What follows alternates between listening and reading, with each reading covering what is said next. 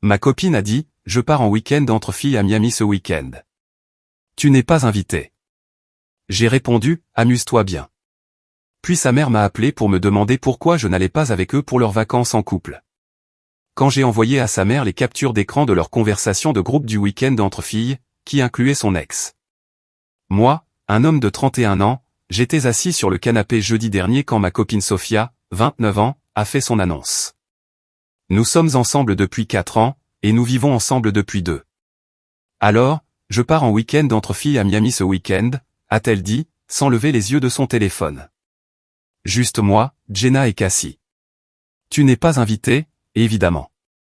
La façon dont elle l'a dit, comme si j'étais un type au hasard qui essayait de s'incruster à une fête, m'a pris au dépourvu. Ce week-end? C'est assez soudain. Elle a levé les yeux au ciel. Mon Dieu, est-ce que je dois tout te soumettre? Ce ne sont que 3 jours. Tu survivras.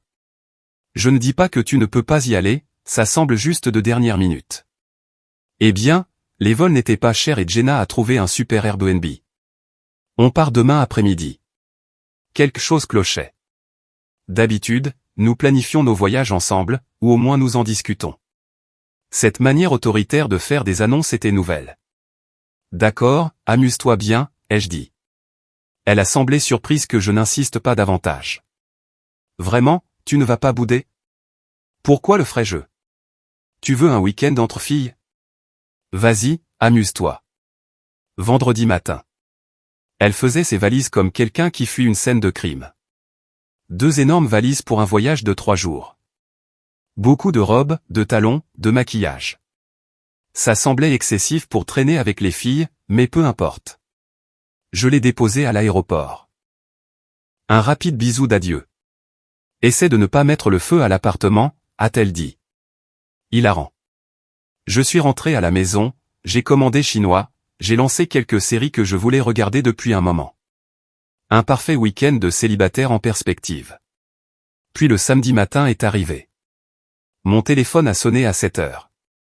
La mère de Sophia, Diane. Salut, mon chéri. J'appelle juste pour savoir à quelle heure vous atterrissez tous les deux. J'ai déjà la maison de location. Mon cerveau a fait un court-circuit. Atterrir? Quelle maison de location? Longue pause. La maison de plage que j'ai louée pour le week-end en couple. Sophia a dit que vous preniez l'avion tous les deux aujourd'hui pour nous rejoindre. Diane. Sophia m'a dit qu'elle partait en week-end entre filles. Elle a dit que je n'étais pas invité. Une autre pause. Un week-end entre filles? Elle m'a dit que vous célébriez votre anniversaire en avance avec nous. J'ai même invité sa sœur et son beau-frère. Ça m'a coûté une fortune. Mon estomac s'est noué. Elle n'est pas avec vous? Non. Elle a dit que vous preniez l'avion ensemble aujourd'hui. Qu'est-ce qui se passe? Honnêtement, je ne sais pas, laisse-moi essayer de comprendre et je te rappelle. J'ai raccroché. J'ai ouvert Instagram. Sophia avait posté des stories de la nuit dernière. Elle, Jenna et Cassie dans une boîte de nuit. Ça avait l'air assez normal. Mais j'ai alors remarqué quelque chose en arrière-plan d'une vidéo. Le bras d'un homme autour de la taille de Sophia. Une montre familière. Un tatouage familier. Diego, son ex de la fac, celui qui a déménagé à Miami l'année dernière sans crier gare et à qui elle n'avait pas parlé depuis une éternité. Je suis resté assis là 1 minute à digérer. Puis j'ai fait quelque chose que je n'avais jamais fait auparavant. J'ai ouvert son ordinateur portable. Elle l'avait laissé à la maison. Connecté à tout. J'ai trouvé la conversation de groupe. Week-end filles Miami. Sauf que ce n'était pas que des filles. Cassie, j'ai hâte. Brad vient en voiture séparément, donc on aura un véhicule. Jenna, Tom nous a réservé une table à ce bar en rooftop pour samedi. Sophia, Diego dit que la fête sur la plage dimanche va être démente. J'ai continué à remonter le fil. 3 semaines de planification. Le week-end entre filles était en fait Sophia, ses 2 amis, leurs petits amis et Diego. 6 personnes, 3 couples en somme. Le meilleur, un message d'il y a 2 jours, Sophia, j'ai dit à Mike que c'était juste nous, les filles. MDR. Il a gobé ça. Cassie, quel sauvage. Ce qu'il ne sait pas ne lui fera pas de mal. Et puis, Diego et moi sommes juste amis maintenant. Sofia, bien sûr, c'est ça. J'ai fait des captures d'écran de tout. Chaque message, chaque photo, chaque petit détail de leur plan. Puis j'ai rappelé Diane. Mise à jour 1. La conversation avec Diane a été éclairante. Alors, laisse-moi bien comprendre, dit-elle, sa voix devenant plus tranchante à chaque mot. Elle m'a dit que vous veniez tous les deux pour un week-end en couple. Elle t'a dit qu'elle partait en week-end entre filles, et en réalité, elle est avec son ex-petite amie. En gros, c'est ça. Ouais. Cette petite. J'ai payé 2800 € pour cette maison de plage. J'ai invité toute la famille. Son cousin est venu de Seattle en avion. Je suis désolé, Diane. Je n'étais au courant de rien de tout ça. Oh, chérie, ne t'excuse pas. Je l'ai mieux élevé que ça. Envoie-moi ces captures d'écran. J'ai hésité. Tu es sûr de vouloir les voir? Envoie-les-moi maintenant. Alors, je les fais. 5 minutes plus tard, mon téléphone a de nouveau sonné. Je m'en occupe, a dit Diane. Sa voix était passée de tranchante à glaciale. Ne fais rien pour l'instant. Laisse maman s'en charger. Pendant ce temps, Sofia ne m'avait pas contacté une seule fois. Pas de texto, pas d'appel, silence radio. J'imagine que quand on s'amuse autant avec son ex, on oublie qu'on a un petit ami. Samedi après-midi, les choses ont commencé à dégénérer. Mon téléphone a vibré. La sœur de Sofia, Elena. Elena, qu'est-ce qui se passe, bordel?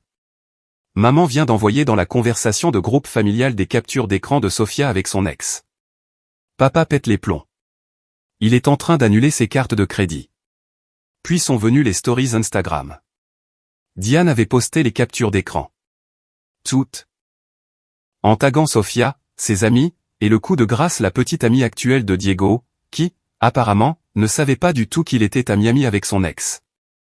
La légende, quant à filement à tout le monde, prend de l'argent pour un voyage en famille et fricote en cachette avec son ex pendant que son petit ami depuis 4 ans reste à la maison. Je t'ai mieux élevé que ça @Sofia Rose. Le mot déception est faible. Mon téléphone a commencé à exploser. Amis communs, collègues, tout le monde. Le scandale se répandait comme une traînée de poudre.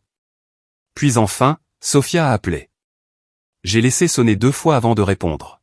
« Qu'est-ce que tu as fait ?» criait-elle. Moi? Je n'ai rien fait. Ta mère a appelé pour demander des nouvelles de notre voyage en couple. Tu sais, celui que tu lui as dit que nous faisions. Tu as fouillé dans mes messages. Tu as violé ma vie privée. Tu as monté ma mère contre moi. J'ai dit la vérité à ta mère. C'est tout.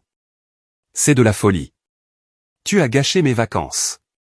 Je croyais que c'était un week-end entre filles. Silence. Ça l'est. Diego se trouvait juste être là, puis elle a ajouté, avec ses mains partout sur toi. Quelle coïncidence. On est amis. Mon Dieu, tu es tellement peu sûr de toi. Sofia, j'ai vu la conversation de groupe. Celle où tu te moques de m'avoir menti. Où Cassie fait cette blague sur toi et Diego. Tu veux que je te la relise? Clique, elle a raccroché. 20 minutes plus tard, la petite amie désormais ex-petite amie de Diego a posté sa propre story, des captures d'écran de sa confrontation avec lui. Son aveu qu'il parlait à Sofia depuis des mois, planifiant ce voyage spécifiquement pour la voir. Les dominos tombaient à la perfection. Mais Sofia n'avait pas fini. Oh non, elle a déclenché l'arme nucléaire. Elle a posté une longue tirade sur Instagram sur le fait que j'étais contrôlant et violent pour avoir fouillé dans ses messages, que sa mère était toxique de ne pas la soutenir, que tout le monde surréagissait à un voyage innocent entre amis. Les commentaires ont été brutaux. Meuf, tu as littéralement menti à tout le monde. Innocent? L'ex de Diego vient de poster les preuves que vous vous envoyez des textos depuis des mois. Team Mike B, son père m'a appelé ce soir-là. Richard était de la vieille école, il n'y allait pas par 4 chemins. Mike, tu es un type bien. Mieux que ce qu'elle mérite. J'ai annulé ses cartes de crédit et je lui ai dit qu'elle se débrouillerait seule pour rentrer. Quoi que tu décides de faire, nous te soutenons. Merci, Richard. J'apprécie. Une dernière chose. L'appartement où vous vivez, c'est le tien, n'est-ce pas? Ton nom sur le bail? Oui, juste le mien. Bien. Change les serrures. Lundi matin, 1 heure. Je couvrirai les frais. Tu n'es pas obligé. J'insiste. Ma fille a joué à des jeux stupides. Elle peut maintenant remporter des prix stupides. Dimanche matin a apporté un nouveau chaos. Sofia et sa bande se sont fait virer de leur Airbnb. Il s'est avéré qu'il avait été réservé avec sa carte de crédit désormais annulée. Diego n'avait apparemment pas les fonds pour couvrir la dépense. Quelle surprise! Et Jenna et Cassie ne se sentaient soudainement plus si généreuses avec leur copine. Elle m'a appelé 15 fois, a laissé 8 messages vocaux allant des larmes à la rage, en passant par la négociation. Mon préféré était celui où elle m'accusait d'avoir orchestré l'annulation de ses cartes de crédit. Comme si j'avais ce pouvoir. Je n'ai répondu à aucun d'eux. À la place, j'ai passé mon dimanche à emballer ses affaires. Des boîtes propres et organisées, tous ses vêtements, son maquillage, ses photos, tout. J'ai clairement étiqueté chaque boîte et les ai empilées dans le salon. Puis j'ai appelé un serrurier pour lundi matin. Mise à jour 2. Lundi a été spectaculaire. Le serrurier est venu à 8 heures précises. Nouvelle serrure, nouvelle clé, j'ai même ajouté un verrou de sécurité pour faire bonne mesure. Richard ne plaisantait pas en disant qu'il couvrirait les frais. Il m'a viré 450 € avec la note, pour les serrures et pour le dérangement. Le vol de Sofia devait atterrir à 14 heures. Je le savais parce qu'elle m'avait finalement envoyé les informations de son vol par texto avec « Il faut qu'on parle quand je rentre ». J'ai répondu « Tes affaires sont emballées. Organise la récupération avec un préavis de 24 heures. » Qu'est-ce que tu veux dire par emballer? Mike, arrête de jouer. Je ne joue pas. Tu n'habites plus ici. Le téléphone a immédiatement sonné. Je l'ai laissé aller sur la messagerie vocale. Mike, tu ne peux pas simplement me mettre dehors. J'habite là. Tu es ridicule. Ce n'était qu'un voyage. Diego ne représente rien. Rappelle-moi maintenant. Elle a pris un Uber pour rentrer. Je le sais parce qu'elle a commencé à m'envoyer des textos depuis la voiture. J'arrive bientôt. On va parler de ça comme des adultes. C'est aussi ma maison. Tu ne peux pas m'enfermer dehors. Mike, je suis désolé. D'accord, est-ce qu'on peut juste parler? Pourquoi tu ne réponds pas? Ce n'est pas drôle. Puis l'inévitable est arrivé. Ma clé ne fonctionne pas, c'est parce que j'ai changé les serrures. Tu es sérieux, là? J'ai regardé par le Judas. Elle était là, avec ses 2 valises géantes, le maquillage coulant de ses larmes, essayant frénétiquement d'enfoncer sa clé inutile dans la serrure. Mike, ouvre cette porte tout de suite. J'ai parlé à travers la porte. Tes affaires sont emballées. Envoie-moi un texto quand tu voudras les récupérer. Je les laisserai dehors. Tu ne peux pas faire ça. J'ai des droits. Tu n'es pas sur le bail, Sofia. Tu n'as aucun droit ici. Où suis-je censé aller? Peut-être que Diego a de la place. Oh, attends. Sa copine l'a mis dehors aussi. Gênant. Elle a commencé à marteler la porte. C'est illégal. J'appelle les flics. Vas-y, elle l'a vraiment fait. 15 minutes plus tard, 2 policiers se sont présentés. J'ai expliqué la situation à travers la porte, je leur ai montré le bail avec seulement mon nom, j'ai expliqué qu'elle était partie depuis des jours en voyage avec son ex. Le plus âgé a dit, « Madame, si vous n'êtes pas sur le bail et qu'il vous a demandé de partir, vous devez partir. C'est une affaire civile. Mais mes affaires sont à l'intérieur. » Il a dit que vous pouviez organiser leur récupération. C'est raisonnable. Elle a fondu en larmes, criant, pleurant, m'accusant de vol, d'abus, de manipulation. Les policiers avaient l'air embarrassés pour elle. « Madame, vous devez partir maintenant ou nous devrons vous escorter hors de l'immeuble. » Elle est partie, mais pas avant d'hurler, « Ce n'est pas fini », comme une méchante de dessin animé. 1 heure plus tard, sa mère m'a appelé. Elle s'est pointée ici avec ses valises, sanglotant qu'elle était sans abri. Je lui ai dit qu'elle s'était rendue sans abri elle-même quand elle a choisi de mentir à tout le monde et de fricoter avec son ex. Comment l'a-t-elle pris? Elle est actuellement dans sa chambre d'enfant à poster sur les réseaux sociaux à quel point elle est une victime. Je lui donne 3 jours avant de la mettre dehors aussi. Je n'ai pas élevé une menteuse. La crise sur les réseaux sociaux était un spectacle à voir. Sofia a posté une douzaine de stories sur son ex violent, moi, qui l'a jeté à la rue, et sa famille toxique qu'il a choisi lui plutôt que leur propre fille. Les réponses n'ont pas été celles qu'elle espérait. Sa cousine, mais tu n'as pas menti à propos du voyage, si? Un ami commun, meuf, tout le monde a vu les captures d'écran. Accepte ta défaite.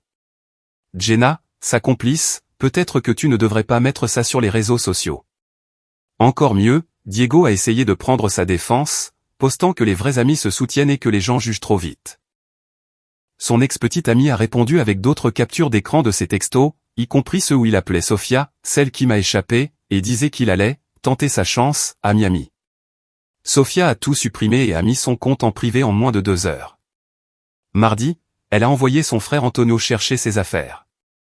J'avais tout préparé devant ma porte. 17 boîtes, toutes clairement étiquetées. Salut, mec, dit-il, l'air mal à l'aise. Désolé pour tout ça. Ce n'est pas de ta faute. Pour ce que ça vaut, toute la famille pense qu'elle a perdu la tête. Même maman en a marre de ces conneries. Comment va-t-elle? Il a reniflé. Elle est chez maman, en train d'appeler des avocats pour une expulsion illégale. Il n'arrête pas de lui dire qu'elle n'a aucune chance. C'est assez divertissant. Alors qu'il chargeait la dernière boîte, il s'est arrêté. Tu l'as échappé belle, mon pote. J'aime ma sœur, mais elle t'a montré qui elle était vraiment. Mercredi a apporté le dernier acte de désespoir. Une lettre manuscrite glissée sous ma porte. 3 pages de charabia sur le fait que j'avais mal compris la situation. Comment Diego n'était qu'un ami, comment ses amis l'avaient poussé à mentir, comment elle n'avait jamais voulu me blesser. La meilleure partie était la fin, je suis prête à te pardonner d'avoir changé les serrures si tu es prêt à ce que nous surmontions ça ensemble. Elle était prête à me pardonner. J'ai pris une photo de la lettre et l'ai envoyée à son père. Sa réponse, l'audace est génétique. Elle tient ça de sa grand-mère. Reste fort. Mise à jour 3. Finale. Cela fait maintenant 3 semaines depuis le désastre de Miami. Les retombées ont été totales. Sofia a tenu exactement 5 jours chez ses parents avant que Diane ne la mette dehors. Apparemment, elle continuait à mentir sur de petites choses, à jouer la victime et à refuser de prendre la moindre responsabilité. La goutte d'eau a été quand Diane l'a surprise en train d'essayer de vendre des bijoux de famille pour financer la caution d'un nouvel appartement. J'en ai fini de la cautionner, m'a dit Diane quand elle a appelé pour s'excuser pour la 100e fois. Elle doit apprendre que les actions ont des conséquences. Sofia a emménagé avec Jenna, ce qui a duré environ 72 heures. Selon le réseau des potins, Elena me tenait au courant, que Dieu la bénisse, Sofia s'attendait à ce que Jenna couvre son loyer, sa nourriture, tout, pendant qu'elle se remettait sur pied. Le petit ami de Jenna, Brad, a mis fin à ça très rapidement. Elle a ensuite essayé Cassie, qui a carrément dit non. Apparemment, leur groupe d'amis du voyage à Miami a implosé quand les partenaires de chacune ont découvert la vérité. Brad a largué Jenna pour lui avoir menti sur la nature du voyage. Tom et Cassie font une pause. L'équipe du « week-end entre filles » s'est transformée en un règlement de compte où chacune accusait l'autre. Mais c'est là que ça devient vraiment intéressant. Diego, pensant être malin, a proposé à Sofia de squatter chez lui. Elle a accepté. Ça a duré une nuit, avant que son colocataire, qui était ami avec son ex-petite amie, ne menace de les mettre tous les deux dehors. Diego a fait marche arrière si vite qu'il a laissé des traces de dérapage, disant à Sofia que c'était trop compliqué et qu'elle devait trouver un autre endroit. Elle a fini dans un motel miteux, payant à la semaine avec le peu d'argent qu'elle pouvait rassembler. Son travail dans une agence de marketing a commencé à poser des questions sur sa soudaine baisse de performance et ses absences excessives. Il s'avère que pleurer à son bureau et passer toute la journée au téléphone à chercher un logement n'impressionne pas les employeurs. Puis est arrivé l'email qui m'a fait éclater de rire. De Sofia, 2 semaines après que tout a éclaté. Objet, proposition commerciale. Sans blague, elle me demandait de lui prêter 4 500 € pour la caution d'un nouvel appartement. Elle a présenté un plan de remboursement sur 2 ans avec un intérêt minimal. Elle a même écrit, étant donné que tu es en partie responsable de ma situation actuelle, il me semble juste que tu contribues à la solution. J'ai répondu par un seul mot, non. Elle a pété les plombs, a envoyé 8 emails consécutifs allant de la supplication à la menace de me poursuivre pour détresse émotionnelle et manipulation financière. Son père m'a appelé, riant si fort qu'il pouvait à peine parler. Elle nous a demandé de l'argent à nous aussi, a-t-il haleté. Elle a dit à sa mère que c'était notre devoir de parents de la soutenir. Diane lui a répondu que notre devoir s'était arrêté quand elle a décidé de mentir à tout le monde et de tromper le meilleur petit ami qu'elle n'aura jamais. La dernière chose que j'ai entendue par Elena, c'est que Sofia a dû retourner dans sa ville natale, à 3 états de distance, pour vivre avec sa grand-mère, le seul membre de la famille encore disposé à l'accueillir. Sa bio Instagram est passée de « reine du marketing vivant ma meilleure vie en ville » à juste un emoji de plante. Elle poste peut-être une fois par mois maintenant, généralement une citation de motivation sur la croissance à travers l'adversité ou l'apprentissage de la confiance. Diego l'a complètement ignorée une fois qu'elle a quitté la ville. L'a bloquée partout. Il sort déjà avec quelqu'un de nouveau, selon ses réseaux sociaux. Quand Sofia l'a découvert, elle m'a envoyé un texto ivre à 2 heures du matin, « J'ai tout gâché pour rien ». Je n'ai pas répondu. Le groupe d'amis ne s'est jamais remis. Jenna et Cassie ne se parlent plus, s'accusant mutuellement du plan de Miami. Tout leur cercle social s'est fracturé. La conversation de groupe qui a tout déclenché a été supprimée, mais pas avant que quelqu'un ne fuite tout à un blog de potin local. Sofia est devenue un cas d'école sur la scène des rencontres de notre ville. Sa famille prend encore de mes nouvelles. Richard et Diane m'ont invité pour Thanksgiving. J'ai poliment décliné, mais j'ai apprécié le geste. Elena m'envoie des mèmes sur le fait d'avoir échappé belle. Antonio et moi sommes en fait devenus amis. On joue au basket ensemble le jeudi. Quant à moi, je vais bien. Mieux que bien, en fait. L'appartement me semble à nouveau le mien. J'ai redécoré, je me suis débarrassé de tout ce qui me rappelait elle. J'ai commencé une thérapie pour travailler sur les problèmes de confiance, car mentir pendant des semaines et manipuler quelqu'un laisse des traces. J'ai rencontré quelqu'un de nouveau la semaine dernière dans une librairie. Elle s'appelle Valérie. On y va doucement, mais elle semble authentique. Quand je lui ai raconté l'histoire de Miami lors de notre 2e rendez-vous, elle a failli recracher son café en riant. « Attends, elle était prête à te pardonner », s'est-elle exclamée. L'audace ? Ouais, c'est ce que je me suis dit aussi. La semaine dernière, j'ai reçu un dernier texto d'un numéro que je ne reconnaissais pas. C'était Sofia, utilisant le téléphone de quelqu'un d'autre. Je sais que tu vas probablement supprimer ça, mais je voulais que tu saches que je suis en thérapie maintenant, je travaille sur moi-même. Je réalise maintenant ce que j'ai perdu. Tu méritais mieux. Je suis désolé. Je n'ai pas répondu, mais je ne l'ai pas supprimé non plus. Il reste là, dans mes messages, un rappel que parfois, la meilleure réponse à la trahison n'est pas la vengeance. Parfois, c'est juste de s'écarter et de laisser les gens faire face aux conséquences naturelles de leur choix. Elle voulait mentir à tout le monde et faire la fête avec son ex à Miami. Cool. Elle a eu exactement ça. Et elle a perdu tout le reste dans le processus. Sa mère avait raison sur une chose. Sofia a joué à des jeux stupides. Elle a gagné exactement les prix qu'elle méritait. Ni plus, ni moins. La serrure est restée changée. Ma vie a continué. Et quelque part, à 3 états de distance, Sofia apprend qu'on ne peut pas se frayer un chemin dans la vie en mentant sans finir par manquer de gens prêts à vous croire. C'est drôle comme ça fonctionne.